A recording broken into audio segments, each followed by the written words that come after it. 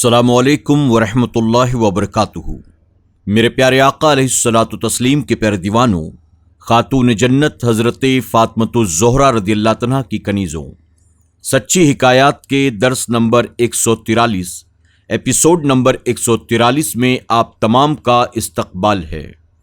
الصلاۃ والسلام علیک یا رسول اللہ، الصلاۃ والسلام علیک یا حبیب اللہ، الصلاۃ والسلام علیک یا نبی اللہ، وعلی آلک واصحابک یا نور اللہ، صلی اللہ تعالی علیہ وسلم۔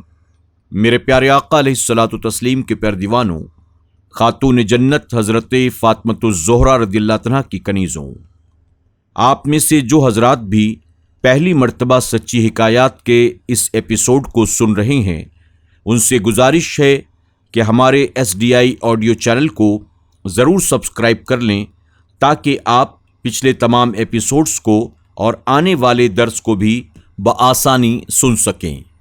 اس وقت ہم اور آپ سچی حکایات کے 8ویں باب سے اولیاء اکرام کے تعلق سے حکایات سماعت کر رہے ہیں۔ حکایت نمبر 420، چور۔ حضرت رابعہ بصریہ رحمۃ اللہ تعالی علیہ ایک رات نماز پڑھتے پڑھتے تھک گئیں اور سو گئیں۔ اتفاقاً اس رات آپ کے گھر کوئی چور گھس آیا اور آپ کے سامان کی گٹھری باندھ کر اس نے اٹھائی۔ چاہا کہ چلا جائے، مگر جب اس نے گٹھری اٹھائی تو اندھا ہو گیا اور راستہ نہ پا سکا۔ گھبرا کر اس نے گٹھری کو نیچے رکھ دیا۔ جیسے ہی نیچے رکھا وہ آنکھیارا ہو گیا، یعنی اس کی آنکھیں واپس آ گئی۔ اس نے پھر سے گٹھری کو کاندھے پہ اٹھایا، اندھا ہو گیا۔ غرض 2-3 مرتبہ اس کے ساتھ ایسا ہی ہوا۔ اس نے ہاتف غیبی سے ایک آواز سنی، اے نادان، اگر ایک دوست سو رہا ہے تو دوسرا تو جاگ رہا ہے۔ بے وقوف، رابعہ نے جب سے اپنے آپ کو ہمارے سپرد کر رکھا ہے، اس وقت سے ابلیس کو یہ قدرت حاصل نہیں کہ وہ اس کے آس پاس پھٹکے۔ پھر چور کی کیا طاقت ہے کہ وہ اس کے سامان کے پاس پھٹکے۔ بس اے گرہ کٹ، نکل یہاں سے۔ وہ چور یہ آواز سن کر وہاں سے بھاگ گیا۔ حکایت نمبر 421، شاہ بلخ۔ حضرت ابراہیم ابن ادہم رحمۃ اللہ تعالی علیہ بلخ کے بادشاہ تھے۔ بہت بڑی آپ کی حکومت تھی۔ جب آپ سوار ہوتے تو آپ کے خادم 40 گرز سونے کے آپ کے آگے اور آپ کے پیچھے لے کر چلتے تھے۔ ایک رات آپ شاہی بستر پر سو رہے تھے۔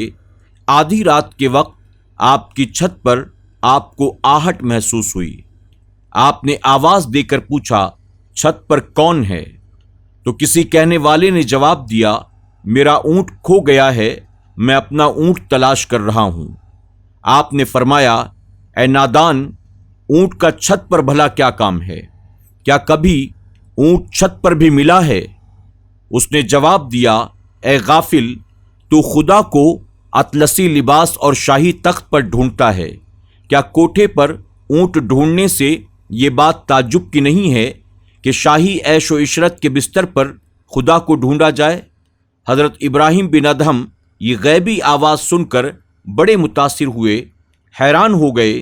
صبح جب آپ اٹھے، شاہی تخت پر بیٹھے اور دربار عام ہو رہا تھا تو ایک اجنبی بزرگ دربار میں داخل ہوا۔ اس بزرگ شخص کا کچھ ایسا رعب و دبدبہ تھا کہ اسے اندر داخل ہونے سے کوئی روک نہ سکا۔ یہ اجنبی اس دربار میں داخل ہوا تو کہنے لگا، یہ سرائے مجھے پسند نہیں۔ بادشاہ نے کہا، یہ سرائے کب ہے؟ یہ تو میرا محل ہے۔ اس اجنبی نے پوچھا، یہ بتاؤ آپ سے پہلے یہ محل کس کا تھا؟ بادشاہ نے کہا، میرے والد کا۔ اجنبی نے پوچھا، اور تیرے باپ سے پہلے یہ کس کے پاس تھا؟ بادشاہ نے جواب دیا، میرے دادا کے پاس تھا۔ اجنبی نے پوچھا، آپ کے دادا سے پہلے کس کے پاس تھا؟ بادشاہ نے جواب دیا، میرے دادا کے والد کے پاس تھا۔ اس اجنبی بزرگ نے کہا، تو گویا آپ سے پہلے اس میں آپ کے والد رہتے تھے، اور آپ کے والد سے پہلے آپ کے دادا یہاں رہتے تھے، آپ کے دادا سے پہلے ان کے والد اس میں رہتے تھے۔ اے بادشاہ، اب خود ہی سوچ کہ سرائے اور کسے کہتے ہیں؟ سرائے بھی تو وہی ہوتا ہے جہاں ایک جائے اور دوسرا آئے، وہ بھی مر جائے اور تیسرا آئے۔ یہ کہہ کر وہ اجنبی بزرگ باہر نکل گیا اور گم ہو گیا۔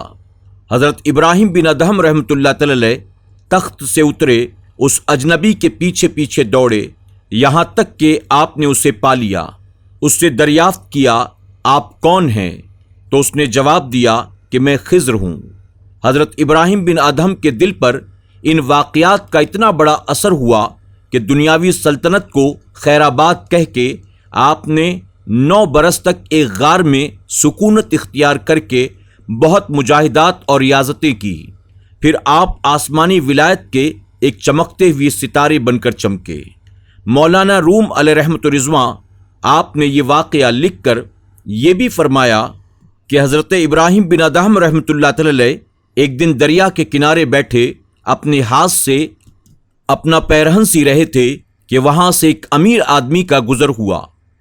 اس امیر آدمی نے آپ کو جب اس حال میں دیکھا کہ آپ اپنے ہاتھ سے اپنا پیرہن سی رہے ہیں تو دل میں کہنے لگا، انہوں نے سلطنت چھوڑ کر اس فقیری میں بھلا کیا حاصل کیا؟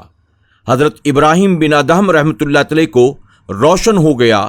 آپ نے جھٹ اپنے ہاتھ کی وہ سوئی دریا میں ڈال دی اور پھر بآواز بلند آپ نے فرمایا، اے دریا کی مچھلیوں، میری سوئی مجھے واپس لاؤ۔